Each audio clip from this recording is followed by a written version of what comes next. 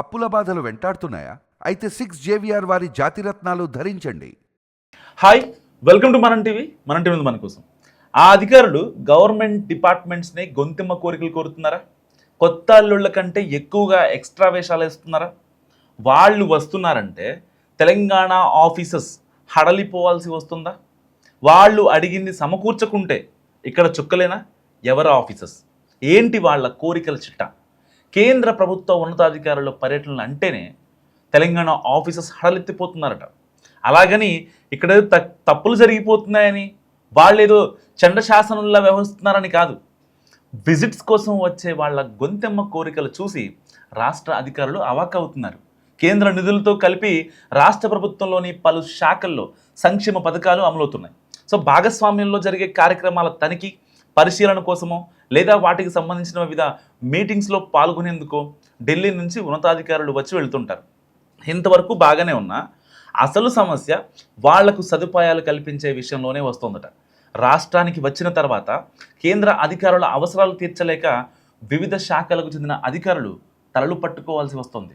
మరీ ముఖ్యంగా కేంద్ర నిధుల మీద ఎక్కువగా ఆధారపడే రాష్ట్ర ప్రభుత్వ డిపార్ట్మెంట్స్ అధికారుల పరిస్థితి అయితే కక్కలేక మింగలేక అన్నట్టు ఉంటుంది. వాళ్లను సరిగ్గా చూసుకోకుంటే ఎక్కడ కేంద్ర నిధులకు కొర్రీలు పెడతారన్న భయం ఒకవైపు, అలాగని స్థాయికి మించి వాళ్ళు కోరుతున్న కోరికలు తీర్చలేక మరోవైపు సతమతం అవుతున్నట్టు సమాచారం. కేంద్రం నుంచి డిపార్ట్మెంట్ జాతీయ సెక్రటరీ, అడిషనల్ సెక్రటరీ రాష్ట్ర పర్యటనకు వస్తే వారిని స్టేట్ గెస్ట్గా గుర్తించి ప్రోటోకాల్ ఇస్తారు. అండ్ వాళ్ళ బస కోసం రాష్ట్ర ప్రభుత్వ అతిథి గృహాన్ని కేటాయించి guard of honour, police escort, ఇతరితర సౌకర్యాలు కల్పిస్తారు. ఇక జాయింట్ సెక్రటరీ, డిప్యూటీ సెక్రటరీ, ఆ కింది స్థాయి అధికారులు రాష్ట్ర పర్యటనకు వస్తే ఆయా శాఖల నుంచి అధికారులు రిసీవ్ చేసుకుంటారు. సో ఇది కదా సాంప్రదాయం. డిపార్ట్మెంట్ బడ్జెట్ ప్రకారం వచ్చిన కేంద్ర ఉన్నతాధికారికి హోటల్స్లో రూమ్ బుక్ చేస్తారు, వెహికల్ అరేంజ్ చేస్తారు, ఇతరితర ఏమైనా అవసరాలు సమకూర్చుతారు. సరిగ్గా ఇక్కడే అసలు సమస్య అంతా స్టార్ట్ అవుతుంది. పర్యటనకు వచ్చే కేంద్ర అధికారులు తమ స్థాయికి మించిన కోరికల లిస్ట్ చెప్పి అల్టిమేటం కూడా జారీ చేస్తున్నారట. తమకు 5 స్టార్ హోటల్లో బస ఏర్పాటు చేయాలని, సూట్ రూమ్ కావాలని, పర్యటనలో హై ఎండ్ వెహికల్ ఉండాలని, పేరొందిన హోటల్స్ నుంచి భోజనం తెప్పించాలని, ఫైనల్గా ఖరీదైన బహుమతులు ఇవ్వాలని పాత రోజుల్లో అలిగిన కొత్త అల్లుళ్ళు చెప్పినట్టు ఆ చాంతాడంత లిస్ట్ చెబుతున్నారట. సో అది విని నోరళ్ళు పెట్టడం రాష్ట్ర అధికారులు వంతవుతోంది.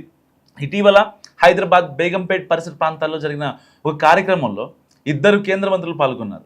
ఆ ప్రోగ్రాంకు జాయింట్ సెక్రటరీ స్థాయి అధికారులు కూడా అటెండ్ అయ్యారు. అయితే సరిగ్గా ముగింపు సందర్భంగా వచ్చిన అతిథులను రాష్ట్ర ప్రభుత్వ కీలక అధికారి సత్కరించారు.